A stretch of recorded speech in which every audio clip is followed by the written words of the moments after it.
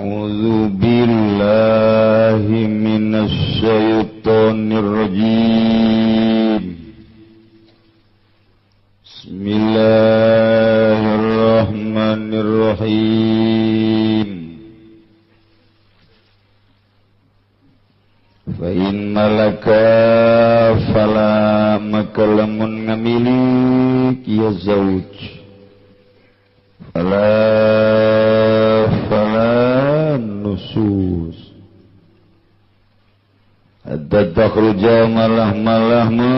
tu ya zaujah famusafiratun lihajatiha maka iku kang ngalancong lihajatiha kadue hajate ya zaujah. Obini natawakkal wa nihim fa fil asahi laha nafaqatun maka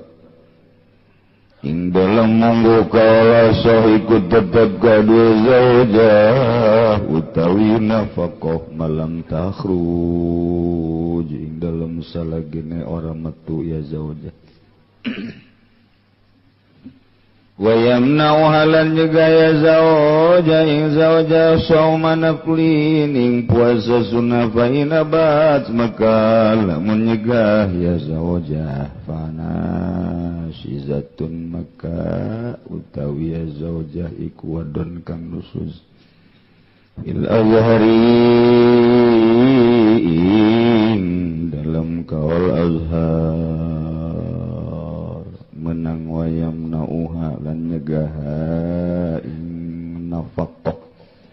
apa saumun naplin puasa sunah fa inabat maka lamun mungpang ya zawjah fanasizatun maka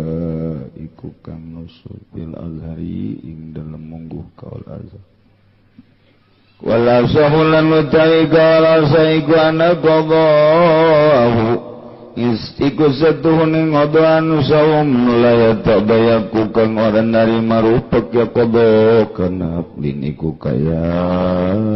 puasa sunnah payam nauha maka nyegah ya zawjah wa annahu lamana min tajilin maktubatin min ta'jili maktubatin wala waqtin dan satuhune kalakuan iku ora penyegah iku maujud saking ngageakeun kang den pardukeun ing dalam awal waktu wasunanin rotibatin lan sunah kang rotibah pirang-pirang sunah rotibah. Sete acan urang neraskeun pangaosan urang bacakeun heula Fatihah hiji kanggo Nuh teu damang nyaeta Abdul Malik bin Ahmad Basyuni Bugel. Kemudian ieu mah keluarga Haji Husaini tos rutin nyunkeun doakeun. Salajengna ieu mah kanggo kitu hiji Hapuni bin Haji Doyong dua Misak bin Pandeglang. Alajengna nyaeta Misan bin Miing Nanti bin Afri Haji Rusidi bin Kasan dan tadoana Dede Sayyid bin di operasi Senin Ahmad Rifai bin Haji Abdullah. Al-Fatihah. Bismillahirrahmanirrahim. Alhamdulillahirabbil alamin. Ar-Rahmanirrahim. Maliki yaumiddin. Iyyaka na'budu wa iyyaka nasta'in. Ihdinas siratal mustaqim. siratal ladzina an'amta 'alaihim ghairil maghdubi 'alaihim waladdallin. Kedamang Ibu Halimah di Tasik. Kemudian kanggo Haji bin Haji Cibogowetan Kalapa 2. Mursih bin Haji Aman nuju teu damang darurat Tugani bin Jain. Pisangan Haji Sofia bin Haji Kumang Haja. Haji Icang haul Haji Icang bin sekian sepatan. Kemudian Kidu Heni binti Junaidi almarhum di Arab Saudi yang Mu'alim Halimi Haji bin Haji Bahrudin Buara Sauni binti Arisin Haji Sahabat bin Bayur, terakhir Haji Muras Haji Nanang Kondang nunuju tedamang, mudah-mudahan dienggalkeun damang ku Gusti Allah, kasihan kasabaran ku Gusti Allah, sabar anjeunna, sabar keluargana, hasil maksud mudah-mudahan dihasilkeun pamaksudanana, parantos mulih ka jati mulang ka asal, mudah-mudahan dihampura sakabeh dosana, dilegakeun tur dicaangkeun di kuburanana, dibere kesenangan kubur ku Gusti Allah, bibarakati ummul Quran Al-Fatihah. Bismillahirrahmanirrahim. Alhamdulillahi rabbil alamin, arrahmanirrahim, maliki yaumiddin. Iyyaka na'budu wa iyyaka nasta'in. Ihdinas siratal mustaqim. Siratal ladzina an'amta 'alaihim ghairil maghdubi 'alaihim waladdallin. Informasi haul alhamdulillahirabbil alamin, kukumpulan urang ngumpulkeun dana kamari pikeun kepentingan ala kadar haul ialah kenging 28 juta. Alhamdulillahirabbil alamin, karek menang 2 kebo doang. Urang nyuhunkeun ka Gusti Allah, mudah-mudahan urang kabehan dibere sehat, dibere panjang umur, dibere daek ibadah, tur dicaangkeun hate cara para nabi-nabi Allah, cara para wali-wali Allah, cara para ulama-ulama sholihin, sehingga urang disalametkeun ku Gusti Allah di dunia leuwih-leuwih jaga di akhirat, dihijikeun jeung ahli-ahli Allah Subhanahu wa taala, ditempatkeun dina kasenangan anu hakiki, ieu surga nu disadiakeun ku Gusti Allah. Salajengna urang nyaritakeun masalah nafkah. Lamun aya awewe ngalaksanakeun ihram haji atawa ihram umrah, ngalaksanakeun ihramna ieu bila iznin tanpa aya izin ti salaki, ima teu bebeja ka salakina wa ima salakina teu izin, tah eta statusna awewe nusuz lamun salakina teu ngamilik kana ngahalalkeun. Kaya ning haji na haji wajib atawa qada, kitu keneh umroh na umroh wajib atawa umroh qada. Eta mah teu bisa dimiliki ku salakina lantaran status hajina haji fardu atawa haji qada. Teu meunang dibatalkeun anak itu teu bisa ngamilik salakina mun salakina hayang ka pamajikanana. Nalika salaki hayang aya larangan kulantaran ihram sebengkeun ihramna teu aya izin ti salaki mun dibatalkeun atuh doraka lamun ku salakina dipaksa atuh jadi batal tur wajib qada deui ta eta status pamajikanna nusuz di samping eta teu wajib dibere nafkah ku salaki. Geus ka Mekahna lain meunang ganjaran bakal meunang genjeran jeung siksaan. Jadi ka Mekah teh deuk menta ridho Allah, deuk hayang ridho Allah, neangan ridho Allah, tapi lain meunang ridho Allah, endahan meunang bebendu Allah. Kitulah awewe. Kumaha lamun salakina bisa ngamili ka pamajikanana kayaning pamajikan ngalaksanakeun ihram ngan ihramna ihram sunah kadua katilu pan eta mah bisa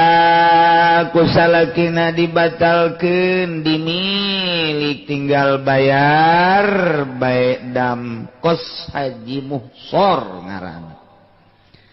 ta eta pamajikanana salila di imah macan kaluar ti imah ihramna berarti urang Mekah atawa urang Madinah.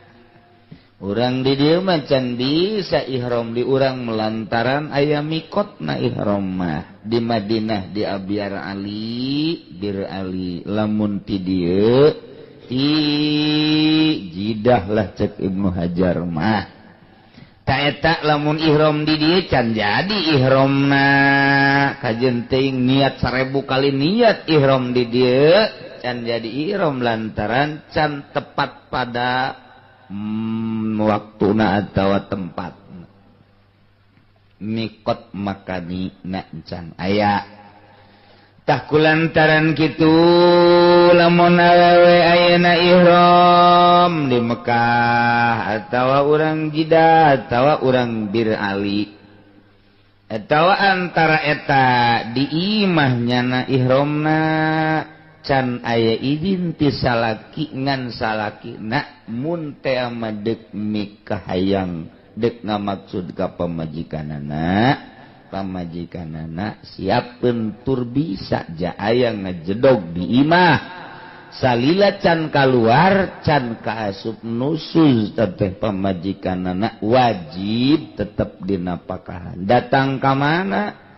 hatta takhruja sehingga kaluar si pamajikanna ti imah kebun geus kaluar kakarak statusna eta teu wajib dinapakahan nusuz teh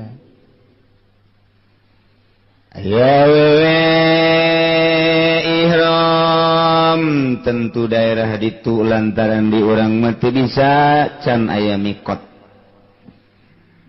barang ihram teh diizinan ku salakina salila can kaluar di imah tetep wajib napakah barang kaluar ti imah awewe kaluar ti imah deuk ihram ngalaksanakeun kitu tugas-tugas haji atau umrohnya na tapi teu diizinan ku salakina begitu kaluar statusna famusafiratun lihajatiha eta mah sarua jeung berangkat untuk hajat dirina anak untuk berangkat dirina berarti teu wajib napakah jadi sarua jeung mementingkan diri ninggalkeun kepentingan salaki awewe mah teu bisa tetep kikituan tetep bae teu wajib napakah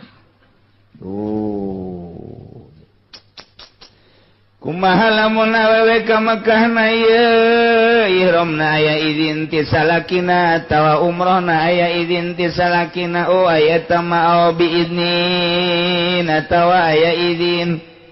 berangkat ihramna ihramuha bihajin aw bi umratin ta ieu ma bi idin aya izin salaki fa fil sahila nafaqatuan nurutkeun cekaul asoh mata tep wajib napakah ge malam takrud salagi can kaluar ti imah cekaul asoh cekaul sohena mah sanajan kaluar ti imah lantaran aya izin ti salaki tetep wajib nafakah. Nu kitu-kitu di urusan ku agama ulah salah geus eueuh anu teu dibahas dina kitab teu kudu nyieunnan kitab anyar deui teu kudu kurang karang deui cara PKS riweuh segara ngarang kitab nu aya babacaan nu aya bacaan coba hayangnya ku urang eueuh nu teu kabongkar masalah boro-boro masalah ieu deui masalah gede nafkah cacakan masalah hitut ge aya pembahasan hitut ka hitut urang diriungan dek salat atau nungguan berjamaah pas pisan dek dimulai urang hitut hiji hitut dan teu meunang digede kedut teu meunang teu adab da teh kos kitu teh sebab hitut eta kembangna tai jadi lamun geus kembangan tere buah kumaha mun buahan di dinya teu bagus hiji rada di lain ditahan dikaluarkeun mah dikaluarkeun ngan rada dibetekeun saya tipet eta aturan kos kitu da aya di kitab deh kumaha atuh begitu keluar nyekel irung nu kencan nyekelna jadi keluar nanti nyekelan irung abeh cak jelema nu neuleuh oh berarti mimisan kajeun kumaha ulah sangka hitut ulah jadi mimisan keluar getih meureun irungna nyana endeu kacai itu jadi kan bagus bae kok malah menangtung aduh nyari beuteung dut geus teu beres jasa ta eta kos kitu cenah tinggalin bauna masalah tah mah bauna mah sodaqoh atuh kan dinya tuh gitu kah hitut masyaallah jadi geus eueuh tinggalan komo tama tolak tilu mah tuh jadi tilu geus teu tinggalin jasa hitut bae geus dibahas atuh komo tolak mantak kuari lamun tolak tilu jadi tolak hiji tampiling naib geus kitu kita macaan kitab heula atuh lah macaan buku bae geus ararang geus kabeh komo di tahun 2011 kieu mah geus anggeus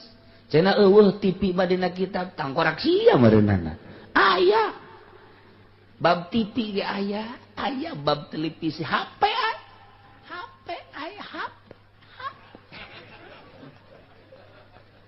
ya Allah komo mangsa kurudat kredit kos kitu bari dasangka eueuh tah geus aya jasa tah geus al yauma akmaltu lakum dinakum wa atmamtu alaikum ni'mati wa raditu lakumul islama dina anggeus muncan anggeus Kangjeng Nabi moal wakad dipundut ku Gusti pan nyampaikeun risalah teh datang ka anggeus geus anggeus tinggal ieu tafsir ieu Quran ditafsiran ku hadis Kangjeng mah pan lain jelema biasa ditafsiran ku kaul-kaul ulama geus ditarjamahkeun lah ku para mujtahid jadilah kitab lantaran hiji hadis dibahasna engke aya beda-beda engke moal kaluar tidak perbedaan eta antara mazahibul arba'ah Imam Malik, Imam Syafi'i, Imam Hanafi, Imam Hambali pakelah patokan anu opat eta dek make nu mana bae silahkan geus ulah datang ka teu make patokan eta sebab kajian teuing dibongkar ku sorangan ge bakal babalik deui ka mazhab nu opat eta geus gak capek-capek atuh maningan tuturkeun bae eta beelian kitabna mazhab Syafi'i, Maliki, Hanafi, Hambali jeung tobakot-tobakotna abeh urang pas ketika urang nyaritakeun Al-Qur'anul Karim, nyaritakeun hadis geus aya terjemahanana meunang ulama. Nu teu dibahas komo atuh ieu mah bab nafaqah mah penting jasa. Kuari jatuh di bulan Maulid aya jelema nu sok ngosongan beteung puasa ngaranna, padahal instruksi di bulan Maulud titah puasa Rajab onam aya. Maulid mah henteu aya ngan lamun endeu henteu naon hiji asup ka awal bulan, tengah bulan, akhir bulan mangga. Atawa dek ngabiasakeun puasa Kangjeng Nabi Daud sapoe puasa sapoe henteu, sapoe puasa sapoe henteu. Cara urang begitu pokona. Urang mana meureun tapi pang berat-berat mah eta puasa Kangjeng Nabi Daud. Atawa ieu mendek gosongan beuteung we ka Gusti bulanna naon ge pek bae niatna ngabersihan awak supaya hampang ibadah ka Gusti Allah. Nya etikan dahar atau sekaligus puasa masalah. Lantaran bulan Maulid cek pamajikan aku lamandek puasa, cek salakina ulah puasa. Kan emang kulaan gitu pan ieu menang ganjaran mana gedena puasa jeung ngaladena aing teu ngaji bae sia mah. Waduh, jadi ustad gadadak kurung salakina. Ye, katu sekali-sekali ulah aing mah ka hiji besi engke jam 11 hayang. Besi. Bo batur mah di pabrik akang mah burung atuh sarua digawe tage. Ngan itu mah di pabrik atuh ieu masih hasilna sarua, itu mah menang duit aing mah menang anak atuh. Nah, ulah we hiji, ka hiji nomor kadua aing tersep jasa neuleuh pemajikan kuru. Jadi saya akan lamun puasa dihenteu-henteu ge kan kurang dahar sapoe dua poe kadituna kuru tak aing teh resep ngagetruk kuru mah. Kayak nu lintuh aing mah. Sakitu tah. Eta pamajikanana nu ngaran Sarwiti ketika puasa sunah dilarang ku salakina, wajib nurut ka salakina ulah puasa. Ulah puasa teh wayamna wa saumun apli nyegah kana napakah puasa sunah lamun teu aya izin ti salakina, atawa wayamna wa meunang nyegah salakina ka pamajikanana saumun apli kana puasa sunah. Ta eta teh meunang bae dilarang ku salakina ulah bae ketika salakina nyaram wajib nurut ka salakina urusan puasa sunah mah. Kumaha lamun mungkurung bae nya mah hayang bae puasa dicegah ku salakina teh teu nurut, jadi berarti mumpang ngalawan ka salakina. Fa in abad fanasidatun fil azhar, status awewena berarti nusud teu wajib dinapakahan sanajan aya di jero imah. Sarwiti ngalaksanakeun puasa sunah Senin Kemis atawa nu diinstruksikeun ku Kangjeng Nabi Rajab jeung sajabana Asyura. Kemudian dilarang ku salakina tah ai prakuari teu diringseuh larangan teh terus bae puasa, berarti puasa sunat tanpa izin ti salaki sanajan di imah bae teu wajib napakah statusna nusuzna. Ya kitu kuduna kieu aya wae mah ka kudu puasa isukannya ulah nuhun ka emang sangeuk sial mah cek salakina. Gula mah nyoba bae ka kakak cenah teh. Gula iraha puasa. Sabodo sia tuh. Giliran dititah, puasa atuh sia isukan teu hayang cek cenah teh. Dititah embung awewe teh dititah nyolonong sorangan teu bagus. Tah kos kitu nya awewe mah deuk puasa bae kudu bebeja ka salaki, masyaallah. Mentak nupang bagus-bagus nama atuh segala rupa gede beja pan diatur dina kitab rumah tangga. Geus puguh taba puasa kapakean-pakean ka kulamun make baju nu ieu resep teh henteu taba putih ulah. Oh, nu ieu tuh nu beureum ngora teuing taba ulah. Berganti itu iya hideung ieu ta eta sia. Mana resep kana hideung atuh sia hideung pan baju hideung aing resep. Jadi kadoleuna teh poek pan. sebut salaki eta bae sangkilang make anting ge make anting bebeja ka salaki ka ieu anting nguleutik ieu resep anting ge nu gede teu resep emang kunaon mahal nu gede mah nguleutik bae tah kos kitu bebeja ka salaki lamun aya awewe selalu usul ka salakina bebeja ka salakina ju salakina meureunana ngana nasehatan ieu mah heueuh ieu mah henteu eta ieu mah tangga ngeunaheun meureun etalah baiti jannati rumahku adalah surgaku geus tamadeg hees di kursi bae ge kerek ku jana salakina teh kemana eta ka haji tuh nya di kursi ge kerek bae sebab teu boga beban di imahna masyaallah tanyakeun deui mamang ka mana tadi manyana di L tuh bangun teu make samak-samak acan nya nama HSG ngeunaheun jasa masyaallah nikmat jasa di mana Mang Haji beli tukang tuh aya bale nya dana pentangkal Ambon sok sorangan nya bedinya ngeunaheun bangunna sebab naon di imah tangga eueuh beban tapi barang ai bapak ka mana bapak tadi mah di kamar tuh AC-na mah hurung eta kekesangan di jero AC emang kunaon pamajikanna manyun beban anu luar biasa masyaallah eta mah merencaknya nanti baiti nari rumahku adalah nerakaku leuh pamajikan aduh sakumaha neuri kareta api deuk nabrak puyeng ceuk aing leuh pamajikan tapi lawan pamajikan nurut ka salakina keur dibere duit alhamdulillah keur teu dibere duitna marah atuh eta nu tolol teh kos kitu eta coba lamun ka ieu mah tuh balanja coba tadi kantong aya teu aya ieu berduit aya bangsa 100 bae teh bapak ke balanja geus ngeunaheun aju kau membari masih non ngaranna mulangkeun kombali mah ka ieu kombalina masyaallah cak salakina sholihah amat ya Allah aya 5.000 ge dibalikeun deui berarti hebat eta pamajikan pohara jasa isukna aya jang balanja aya teh di jero kantong aya barang deui mah aya 500 ya coba pake balanja teu dibalikeun kombalina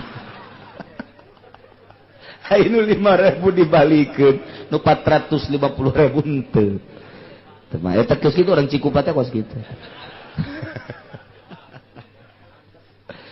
tuh kitu coba lamun keur carita aya ieu mah aya ieu ka ieu aya dibalikeun pamulangan geus lah dibalikeun teh sakit henteu cenah ke lain deui mere ieu mah atuh maulangkeun mamulangkeun pan bagus isukna ditanya deui ka ieu mau balanja deui ja asana eueuh di kantong coba di kantong ja eueuh ka ieu mah eueuh emang teu boga lah tuh urang jeung uyah bae dahar geus salaki ngeunaheun pamajikan ngeunaheun ya Allah ya Rabbi mun aya coba takos kitu tah pamajikan mantep jasa ka aja nya hujan aja teu boga beas urang puasa bae ayo geus lah oh masyaallah cak salakina aing mah boga opat ge kos kieu ngeunaheun ieu mah sial pamajikanna digeunaheun ngan nyandung hartina teh hampang di bawaana ya Allah teu jadi kieu teh ye babareng ka seueur ka mana sarwiti eta tas ngasih pinuan teh balik heula lah balik atuh balik kudu aya waktu dah lebaran atau hajat henteu balik teh heula diantarkeun teu diantarkeun nyaho jalan ambo budak warah mah sia nyaho jalan ge bisi nyasep teh siap tukang ojek ngojek nu mana eta teh eta nu rapih bae teh bobogohan tukang ojek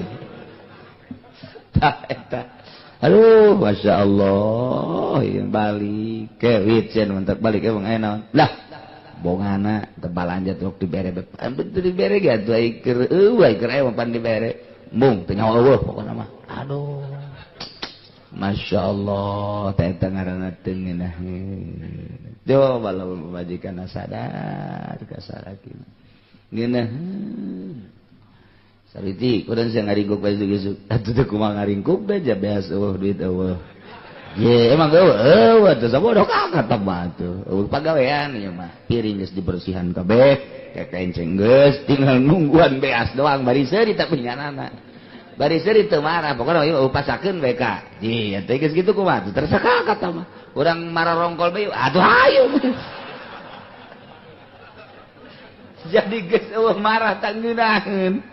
Tan udang es salakina ieu jas lapar atuh sarua geus sarua lapar kitu kakaneangan heula kula nungguan di dieu coba eta ngeunaheun jasa pantakos itu ya Allah ya Rabbi ngomong mah ngeunaheun coba datang ka ieu mah puyeng malah pepegatan namun kadar itu nah ieu salwiti deuk ngalaksanakeun puasa sunnah. Kemudian Ki Zaid na ieu dilarang wajib nurut ka Ki Zaid ulah puasa alamun terus bae puasa di samping statusna nusuk teu wajib napakah oge puasana teu meunang ganjaran ya Allah ya Rabbi kumaha lamun nyesarwiti boga kodoaneun puasa atawa kodoaneun salat sarua bae ieu mah keur carita puasa kamari keur bulan Ramadan teh nipas nyesarwiti teh barang dihitung-hitung teh boga kodoaneun 20 poe tak ku hari nyesarwiti rek kodoan puasa di luar bulan Ramadan ti mimiti Syawal datang karwah eta teh jang kodo di bulan Ramadan kamari. Kemudian nyesarwiti teh bebe jaka salakina deuk ngodoan puasa ka kula boga kodoaneun pan wajib kodo mah kodoaneun naon tuh kamari keur bulan Ramadan teh nipas 20 poe ngalahir pan kula ieu rek kodo kula ieu kuari mah geus lalu gina geus aya 5 bulan ieu Syawal Hapit Haji Muharram Sapar tak kuari mulud jadi kuari bari puasa mulud bari kodo kula mah deuk kodo bae lah sugan meunang ganjaran bah dibarengkeun jeung kodo mah muludna ulah cek salakina teh di kodo ulah wakah heulana emang kunaon kitu henteu ulah bae heulana tariris ge kuari ieu buka kodo bae ulah ieu mah ulah wakah heulanan ta eta teh sanajan kodo mun ku salakina diulah tetep bae wajib nurut ka salaki ulah wakah kodo lantaran waktuna can rupek can rupek teh masih keneh bisa diisukeun masih keneh bisa di bulan hareukeun can darurat can mudoyak waktuna teh can mepet waktuna ana can mepet waktuna masih keneh bisa milih diisukeun di minggu isukeun di bulan isukeun nah kuari bebeja si sarwiti teh ka pamajikan salakina deuk puasa kodo padahal kodo mah pan fardu teh eta teh wajib nah ieu tetep bae nurut ka salaki teu meunang puasa kodo walasahu anak kodau nurutkeun cek walaso sajana ngodoan puasa anu latadayaku encan rupek dina waktuna eta percis kana plin kos puasa sunah bae atuh anak kitu payamna oha meunang salakina ngalarang ka pamajikanana tina ngalaksanakeun qada geus sabun terus bae atuh teu wajib napakah sanajan nyesarwiti ngalaksanakeun qada padahal statusna wajib lantaran encan mudoyak waktuna can mepet kemudian salakina ngalarang terus bae tah eta teu wajib nafkah salaki kanu jadi pamajikan Masya Allah kumaha lamun waktuna waktu mudoyak ya geus mepet boga kodoaneun 20 poe kuari geus aya di bulan Roah ge 20 poe deui nu kira-kira lamun diengke-engke bae mepet eueuh deui ka ditu sedengkeun mun nyebrang ka ditu jaba wajib kodo jaba wajib fidyah tah ieu mah geus budoyak ngaranna sarwiti bebeja kaki Zaid ka kula deuk kodo ye abah terus bae ka ditu nu kuari 20 jeung nu itu sabulan nu terus kula mah nu ka ditu eueuh deui kan ieu mah waktuna cak salakina ulah jawara meureun salakina ieu mah ieu kodo bae ge ulah-ulah ieu mah geus ulah bae karunya ieu mah kasia ai ku salaki dikarunyaan ai Allah teu dihormat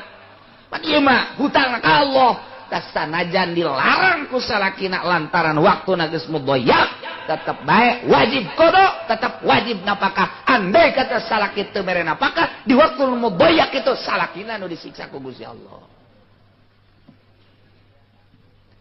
kitu kene ngodoan salat ge lamun ku salakina diulah heulanan andai kata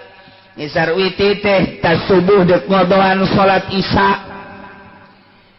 keur peuting teu salat isya ka pohoan di hareupeun TV di tas magrib reup behes ai hudang-hudang teh subuh masyaallah cak nyesar witi ieu teu isya ai subuh mah hudang eta kos kitu teh di Belaraja teh kos kitu teh hareupeun TV masyaallah isya benteu beres salat subuh langsung salakina neule sieun salat subuh naon deui isya ulah ka isya ka dieu heula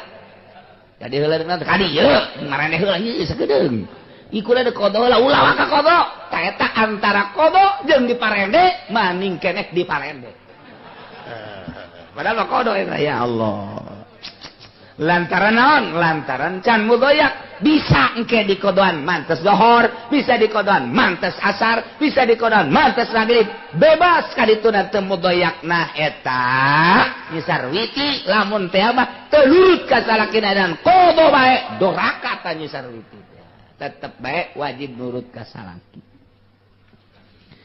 mentek cekolot baheula mah sanajan keur di dapur keur nyambel salakina hayang nyambelnyana wajib aja ditinggalkan sambal eta saya kan itu ke kamar cek salakina aing mambung di kamar hayang di dapur we atuh kudu nangkarak bae di dapur bisa kabeuleum nya tadi hau tetep bae Masya Allah ya Allah ya Rabbi gitulah kudu-kudunan nurut pamajikan kanu jadi salaki bahasa Kangjeng Nabi layanan salaki wajib nurut ka salaki mun salaki hayang kudu bae mun eueuh udzur sanajan keur di luhur onta eta bahasa Kangjeng Nabi artina di luhur onta mah deuk kumaha mana jatupan mundukul kieu tapi Kangjeng Nabi eta bahasana sanajan di luhur onta kudu bae nah eta teh kudu-kuduna deuk di mana bae iraha bae asal dia toel siap asal dia toel siap Geus bae malah mun deuk ka mana ge tanya ka salaki Kak bulan ieu urang deuk berangkat ya make calana ulah gula make atuh beusi kakak mah lain deui pan keur kumaha bete hese deui teu aya calana make bae emang kunaon beusi cucurut asup aduh Masya Allah eta kudu-kudunan nurut bahasa Kangjeng Nabi sanajan di luhur ontak tetep baik kudu ka eta teh lain haju kudu di luhur ontak kitu jakar ragaga di ontak pararae atuh jana teh artina nurut teh ayo geus siap di mana gitu eta ge atuh sanajan di dapur teu kudu ngampar di lebu lumayan bae ngan ku nurut-nurutna kudu nurut pamajikan kanu jadi salaki seperti eta geus ieu balik deui sanajan bari jeung qada lantaran waktuna qada mah budaya naon kitu ngaranna muasa jembar luas andai kata tasubuh de qada isya salakina ngagerokeun maningan ka salakina bae wa naulamana min tajli maktubatin awalawatin jeung sanyana kalakuan teu aya nu jigah tina ngagegerakeun salat nu dipardukeun dina awal waktu wasunanin ratibatin jeung sunah-sunah anu ratibah pamajikanana hayang salat di awal waktu lantaran waktu oge ieu dibagi-bagi cek dina fikih mah tak eta hayang di awal waktu supaya utama anu nyegah silakeun bae ketika salakina pamajikanana deuk puasa eta salat di awal waktu kemudian salakina ngaulah tetep bae ulah waka bae heula ja waktuna encan mepet sareuwiti deuk salat zuhur kira-kira kuari mah kitu jam 12:20 atawa 15 menit kemudian salakina ieu ngagerokeun kakara kerek takbir Allah geus encan barbar acan encan lamun geus Allahu akbar teu meunang lamun geus beres Allahu akbar teu meunang haram sanajan salakina ngagerokeun tetep terus bae tapi lamun kakarak wait yo tidak teu ulah kudu terus sama komo encan takbir mah aya naon gak keur naon ieu muke-muke segala salat awal waktu sok ustazah bae iya kakak utama pan awal waktu dugcong disebutna teh asal bedugcong Jadi kula mah hayang boga nilai tersendiri. Henteu lah ka dieu lah. Ka dieu ka mana? Ka dieu ka tempat sare. Atuh dieu bae di mushola ka. Teu kira-kira jak sarekir nya di mushola. Izin ka malaikat aing. Ka kamar wajib. Tuturkeun salaki bae teh. Atawa jam 2. Jam 2 Allah kakarak endek doang. Digerokeun ku salakina wit bulan keurna neuk salat. Lah ka dieu lah. Di dieu jam 2 teh aya keneh waktu pan. Eta teh encan wadi malaksanakeun kudu ka salaki bae. Tapi lamun kira-kira teh nyana salat biasana sabaraha menit 10 menit berarti jam 3 lah misalnya kurang 10 menit kuari mulai deuk salat digerokeun ku salakina kakara ke deuk salat teh wit ulah deuk ka mana sia salat naon tuh zuhur akhir amat heuh pugu mepet ieu waktu lah ka dieu lah bae atuh deui ka waktuna pantangka masuk kebel hanteu cenah teh mun salat teh lah ih ka dieu lah sakedeung jak salakina embung salat bae eta mah lantaran lamun ngadadenan salaki beak waktu jadi kudu doraka eta kan kos kitu eta geus diatur masyaallah aya pabajikan anu ngadagoan pan siacan salat besi salaki ngagerokeun jam 1 jam 2 pan siacan salat gede bae cak dulurna besi salaki ngagerokeun kurang ngadagoan bae lah jam 3 kurang saparapat pan siacan salat besi salaki ngagerokeun jak beak jak da zuhur pan sia cicing bae besi salaki ngagerokeun sebet salat bae beureun heeh tolol ditamagos kitu. Masya Allah. Wa yajibu lirajiatin wallahu a'lam bissawab.